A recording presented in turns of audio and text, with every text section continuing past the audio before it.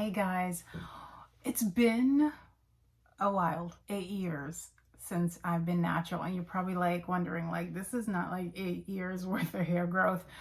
As I've been talking about, I have a lot of ups and downs that I've had to deal with, and going into 2020, I'm so excited because I'm doing some new things. I've made some changes that I'm going to stick to, and I've already started to see the difference just based off of some of the things that I've been doing differently.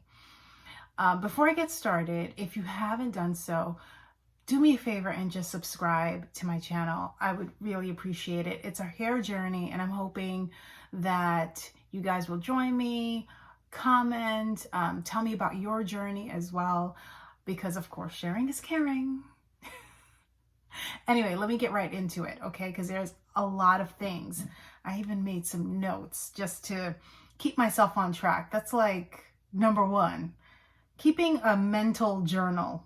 And there's some things I actually write down. So starting off, right, with, and this one's a biggie, right?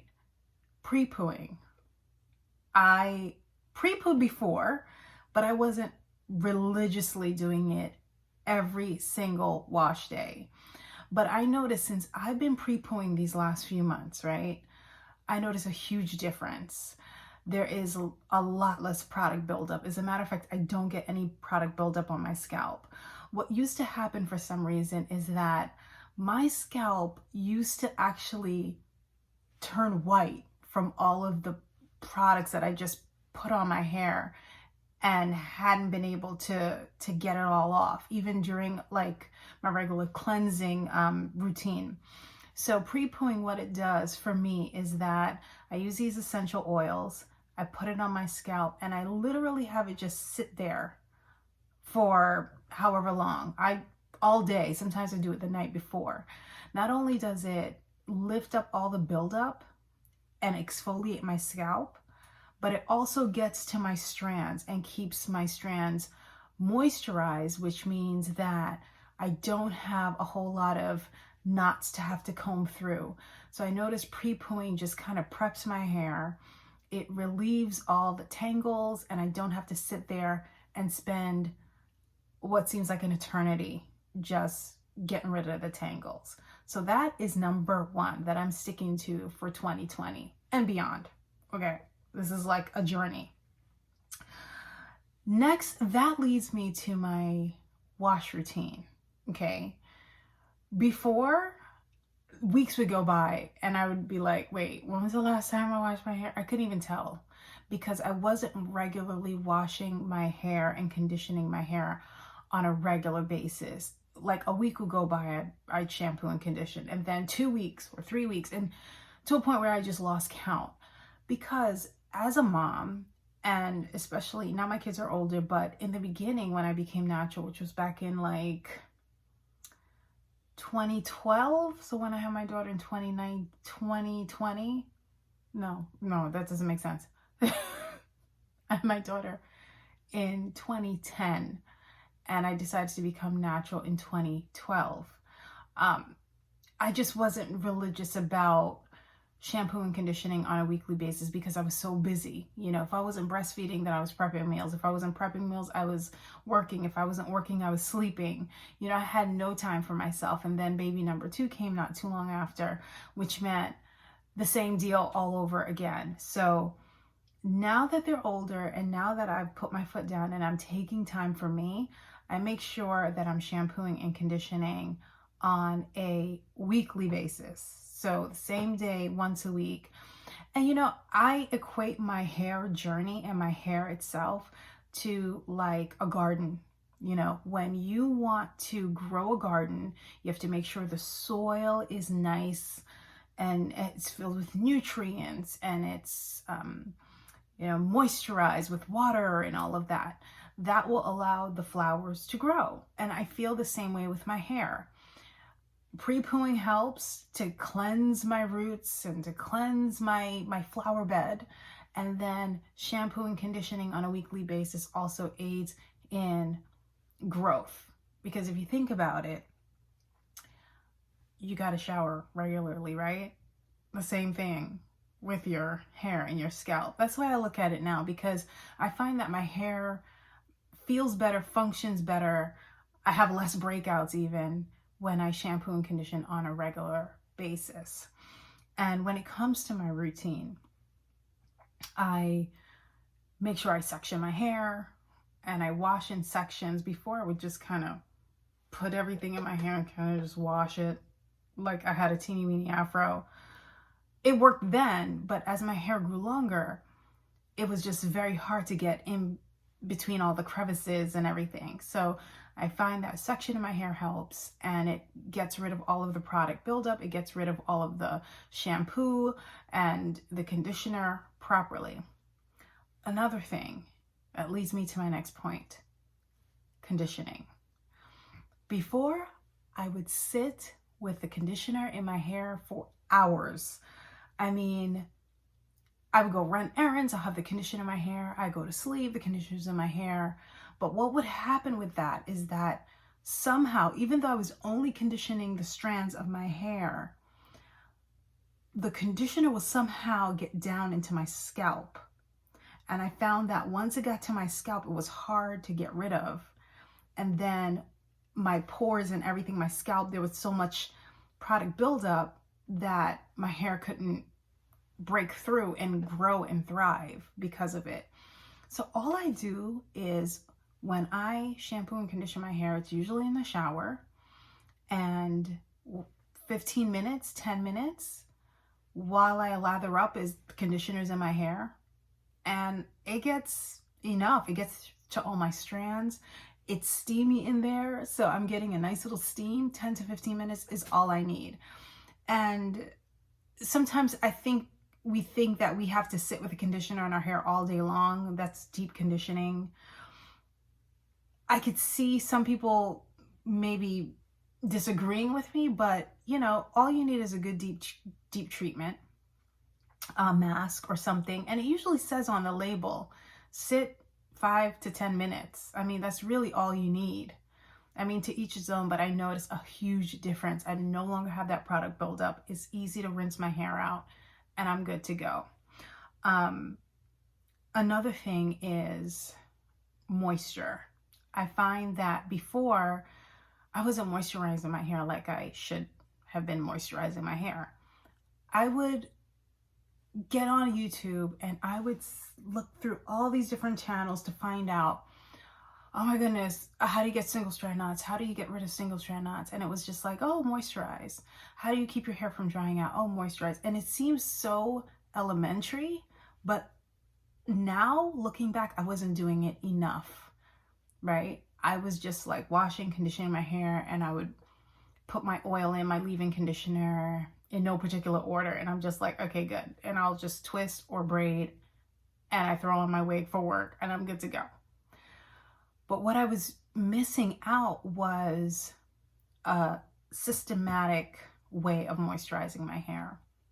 And that's when I heard of the lock method and how well it worked for a lot of naturals. I mean, if you don't know what the lock method is, it's L, leave-in conditioner. That's what you put on your hair after you've shampooed and conditioned your hair when your hair is wet. And you follow up with an oil. And that's another thing. The type of oil I was using was even different. I was using like heavier oils. And don't get me wrong, castor oil, I swear by it. I'm Jamaican, so I grew up with castor oil. Okay.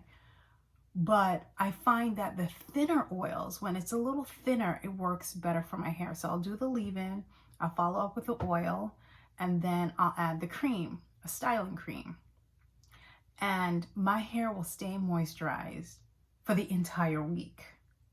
And then throughout the week, what I was also not doing is just little touch-ups, you know? Now I'll put my hands I put my hands under the faucet with water, and I'll just kind of go like this and just kind of dampen my hair a little bit, and I'll follow up with the oil. This is during the week, and I'll focus on my ends and my edges. Now my edges are doing much better. So I'll focus on my edges and my ends. And by the end of the week, when I'm ready to take my hair out, my hair, even now, it's just so moisturized. So that is important. So that's what I was missing. I wasn't moisturizing properly. And now I have a system down. I'm going to keep doing it. Another thing is the products that I've been using. That has changed a lot. There's some things that I still use, like Kinky Curly Knot Today. That's a staple. That's not going anywhere. But there's some products that I was using that was not good for my hair. An example, Shea Moisture. Now, no knock against Shea Moisture. I know they're big. I know people love Shea Moisture. They have different lines. They have different kinds of shampoos and conditioners and everything. I've tried just about every single one of them. And what I was noticing that was happening to my hair was that my hair would be itchy, like after every use. And I remember I don't know where I heard this, but I used to hear that if your hair is itchy, then that means it's growing. So I was like, oh, maybe it's doing its thing and it's working and my hair's growing. But it was just irritating my scalp. My scalp was getting inflamed and I didn't realize it. So then I looked at the ingredients, and I've always checked the ingredients, and I just knew no parabens, no sulfates, no this, no that, and it had all great herbal, like healthy ingredients. The last note, it said, stop use if your scalp becomes irritated or can irritate your scalp. It said something about irritation, and if irritation occurs, stop usage. And then I was just like, yeah, maybe I need to stop using it. And I used it for years, not even giving it a second thought, right? So I stopped using that altogether. And I noticed since I've switched up my products, it's worked so much better for my hair. My scalp isn't irritated. It feels nice and healthy, which is a solid foundation for my hair to thrive. So products are key. And just because something is expensive, that doesn't make it better, And I do believe in splurging. I do, but when necessary. Because Shea Moisture, it does add up. It's not, I think it's moderately priced when you compare it to everything else, but some of the conditioners and stuff, it's a little bit pricier. So I was just kind of like wasting my money purchasing it, because I've had to throw pretty much everything out. So changing products, super, super important to switching up my routine and getting my hair to get back to being healthy again. And as I mentioned, taking better care of my edges. It's been working. All I do is throughout the week, I wear wigs during the week. I just make sure once a day, I'd say, I just put a light oil on my edges, and that prevents a lot of friction, which leads to baldness. So my ends were struggling, my edges were struggling. So since I've been doing that, I noticed a huge difference. Also, making sure that, and this hurts me to say because I hate trimming my hair, but I've always heard, oh, you got to trim your hair in order for it to grow. And I feel like every time I trim my hair, I was losing my hair. You figure it grows a half an inch every month, right? And a lot of the times I would get it professionally done, they're cutting off like 2 inches. So I'm like, there goes my hair growth. A half an inch a month. And they say cut it or trim it every 2 months, right? I feel like you're trimming more than what I've grown in some cases, because I feel like 2-3 inches was pretty much gone. So what I've been doing now is just doing it myself, and I'll just do like a search and destroy. And I also, I'd say every couple months or so, I do a little light dusting. And now I've actually been keeping record of my trims. Some people say do it when you think it's needed, but I think for me, having a tally of when I trim my hair really, really helps me out. So my last trim was last week. I did a little trimming, and I know that, in another couple months, I'm going to see how it is. And if I feel like I need another trim, I'll do another dusting. I do that with my kids as well. And I figure my daughter, her hair is past her butt. If I can take care of her hair and help her hair to grow and thrive, I can do the same for my hair. My son's hair also his is pretty long, but he has tight curls, so it curls right up. And I'm like, I'm doing all I'm doing for their hair, I should be doing on mine. And that's another thing that I'm looking to change. Also, the tools that I use. And I've always, if you've been following my blog and my channel, you know I swear by finger detangling.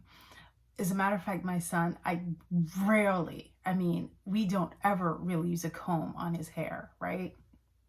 I just usually finger detangle. My husband does the same thing, finger detangles his hair, condition it, he's good to go. And then once in a blue, I'll take a comb through it.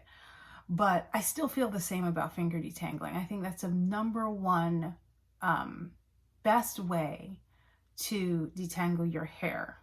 But, right? Because it before I even get into the butt part, is that when you feel a knot in your hair, rather than take a comb and just raking it through, no matter if you start from the tips and go up to the root and all this stuff, you want to isolate it, because sometimes the brush and comb could rip your hair out prematurely, right?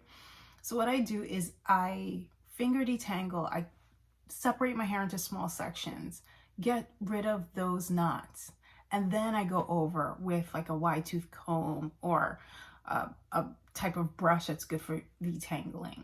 So I want to do more of that, because what I was missing when I was just finger detangling my hair was that I started to develop a lot of shed hair that wouldn't come out with a finger detangling.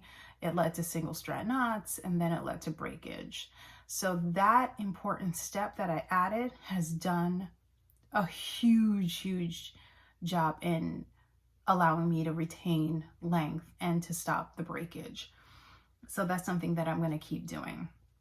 Last but not least, what I'm decided to do is I've decided to really pay attention to my diet. I feel like, just like I said, when I compare my hair to a garden, it's the same thing. Internally, what you put into your body is just as important as what you put on your hair. That's just the way I see it, right? And a few years ago, I decided to go plant-based. My entire family is plant-based. And I'm not preaching here, and I don't suggest everybody do the same thing. But I noticed when I started taking better care of my body, I started to see a difference. One of the things that I've talked about is losing my hair and going through postpartum shedding. And when I finally went to the doctor, I saw a doctor, I saw a trichologist. I did any and everything to stop it from happening.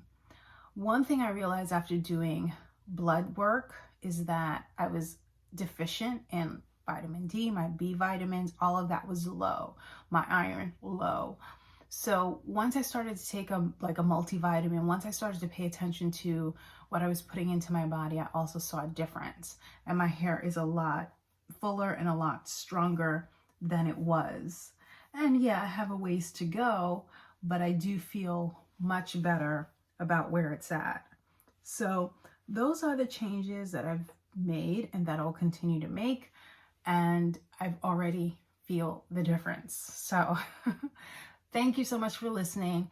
Hey, if you haven't done so, again, please subscribe. Also, what I want to know from you guys is if there are any videos that you want me to do, any questions you may have, and also to share your hair journey, because sharing is caring. Anyway, so thank you guys so much for watching, and I'll see you in the next video. Bye.